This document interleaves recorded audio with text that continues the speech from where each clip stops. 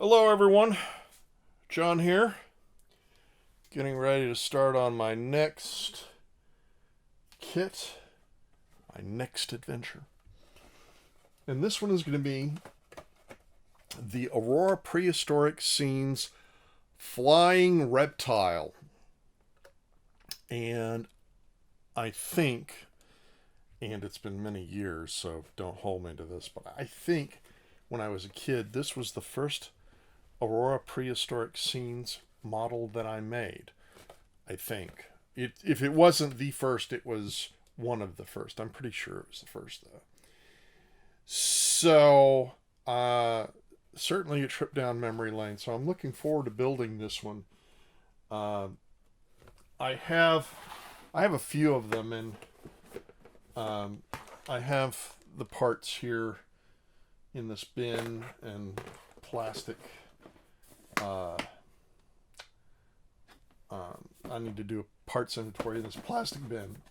And now I'm going to.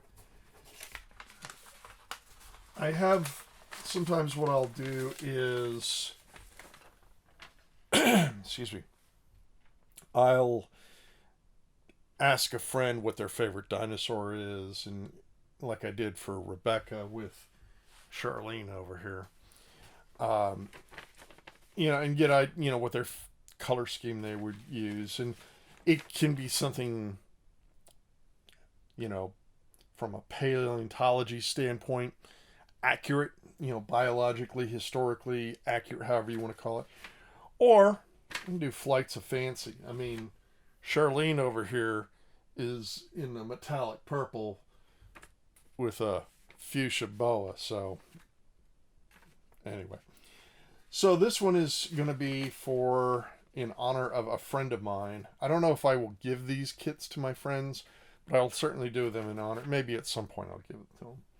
Anyway, so Whitney, who I'm doing this for, or in honor of, used to work the Texas Renaissance Festival, and her favorite color is green. So I decided to make the... I'm going to make this in the colors reminiscent of her Renaissance Festival costume.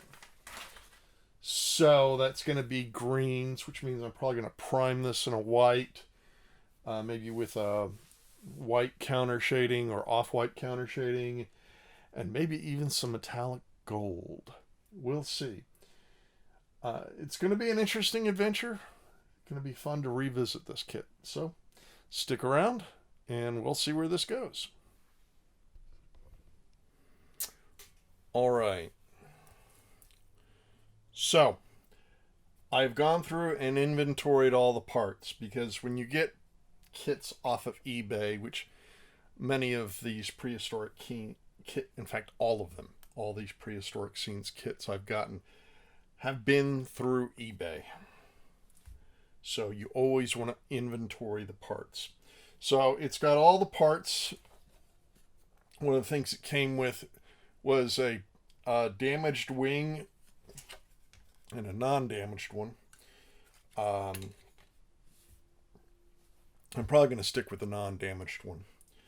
It has, of course, the nameplate, the rock that it stands on, and all the various parts. I have, not from that specific kit, but from another, I have the instructions, which, yes, read the instructions. You could probably figure it out without the instructions, but you never know. So read your instructions. All right, so I'm going to put this aside.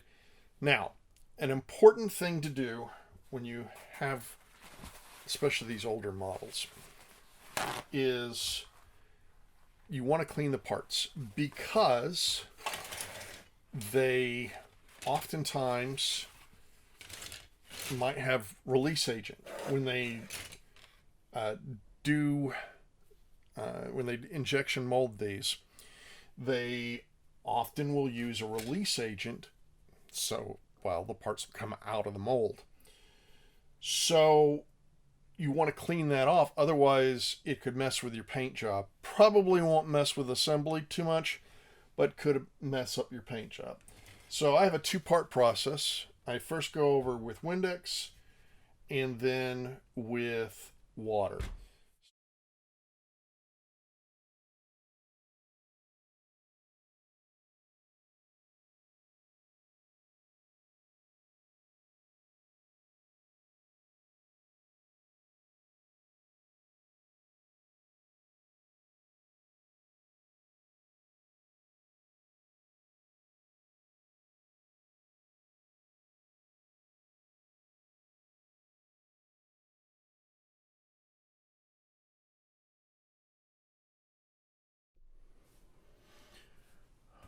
All right, update on our Pteranodon here.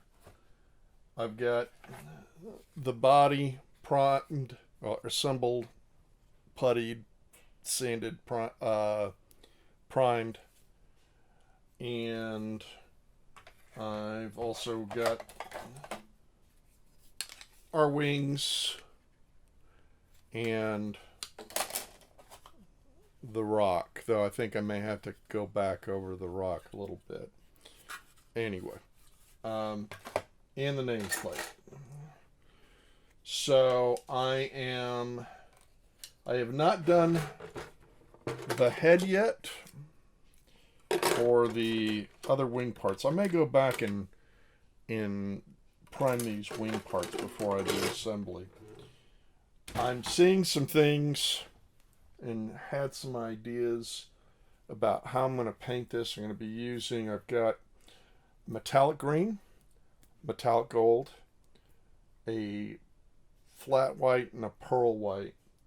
The flat white I think is going to end up for another kit. But I'm thinking that what I'm going to do is some masking. And for part of it, I'm going to use this for masking because we're going kind of fantasy here. So I've got this trim that's got a design that I'm going to, I think I will glue part of it, or paint part of it gold, and then come back, glue this with some Elmer's glue, or I've got glue sticks. I'm going to see these are water soluble. It does say washable, so it's probably water soluble. And once I do that, then spray paint with it over white and then pull that off and have the gold come through. And my girlfriend let me have some of this tulle, which has a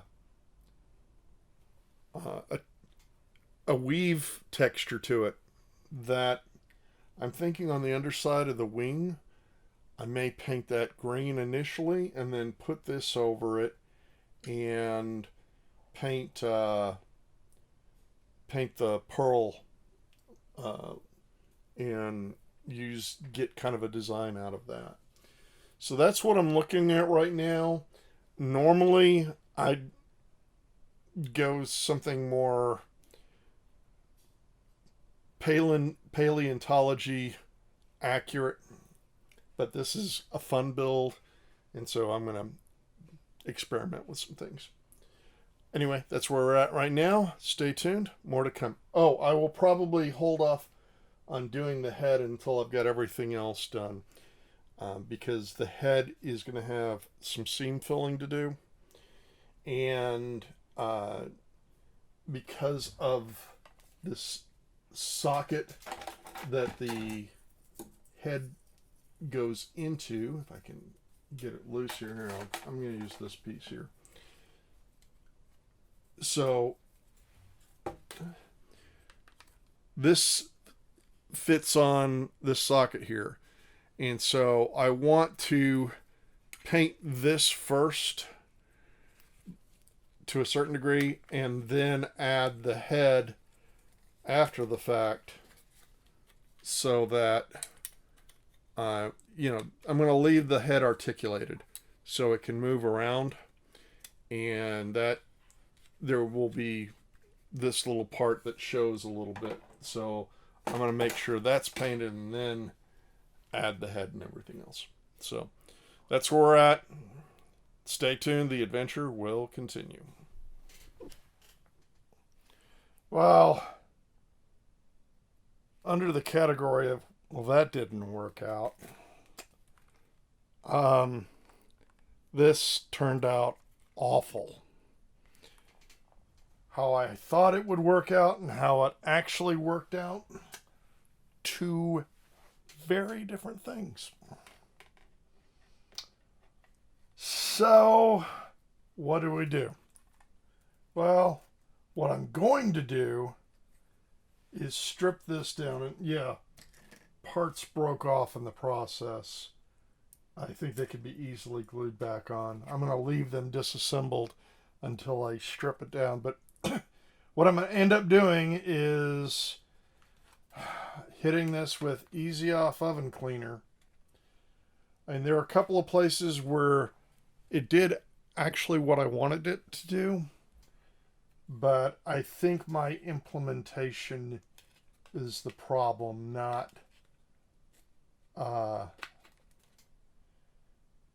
the paint. It's not the paint's fault, but how I went about this. That happens sometimes. I've certainly had that happen with nameplates. In fact, the nameplate on this didn't work out the way that I wanted it to.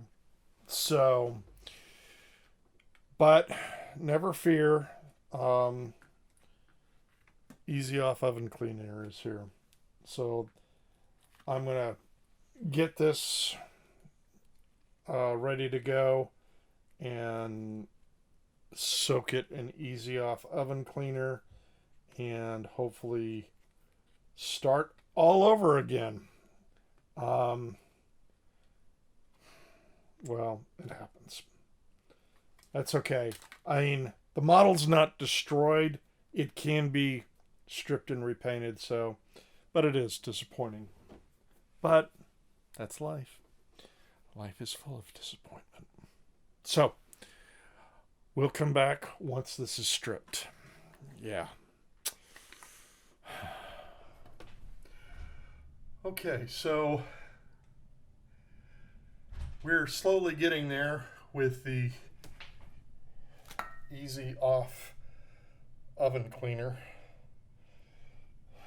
Getting this stripped. Still got a little ways to go, but getting there. All right. So the wings broke off again. I really don't like how those wings go together. I'm not going to be shy about that. Paint job is better than the first attempt. The masking fluid for the kind of the trill pattern, not great, but it's there. I'm working on the eyes right now. I do have, and I haven't decided yet, I have another Pteranodon. This is a Tamiya version that I might do as well if I really dislike this one. We'll see. So at this point, I've got to let the paint dry on the eyes and then come back and do more eyes and then assemble the wings again and then see where we're at. So that's the latest update. Stay tuned. There'll be more. So it is done as it's going to get. Sometimes you do one and it doesn't live up to your hopes. This was certainly the case here with our Aurora Prehistoric Scenes Pteranodon. The biggest problem with it are these wing pieces here that just break really easily. This was meant to be a gift for a friend, but I have a plan B Tamiya Pteranodon that I think we're going to end up using. Nameplate came out okay. There were some things I'd like a little bit better on it, but it worked. So,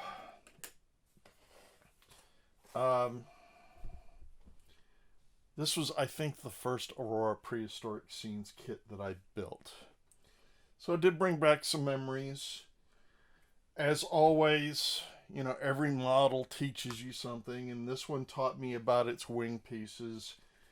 And in the future, I might glue those together so it's supposed to flop, which kind of goes with my idea that these were originally created to be sort of like do-it-yourself action figures, prehistoric action figures. Which, okay. I will say, doing the kind of the trill design here with the masking fluid, in hindsight, it may have been easier just to paint that with gold paint, because it is a little rough. It has a texture to it that you can feel, and so it's, in fact, some of it's still coming off here. So it didn't come out the way that I planned, but glad that I did it. Learned the lessons that I'll apply, because I've got a few more of these that I'm eventually going to do. So, yeah, there it is. Our prehistoric scenes, or Aurora Prehistoric Scenes Pteranodon.